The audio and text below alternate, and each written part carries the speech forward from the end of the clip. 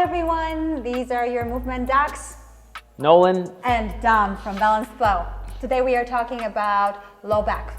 Yeah, so a lot of you guys sit at a desk, work at a desk, sit at a car, sit on your couch. So you spend a lot of time just curving your back into flexion or rounding your back because of that. So a simple way to undo that, because that can cause pain, is to do what we call a desk dog. So it's like upward facing dog, but on your desk. This is one of our treatment tables, but we've moved it about desk height.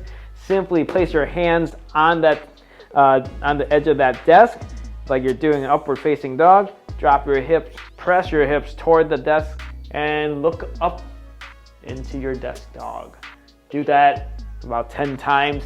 Take a break from your sitting, and that should help you feel better. It really feels amazing. So if you try this and you like it like us, maybe follow us, definitely subscribe to our channel, and be body wise. woo!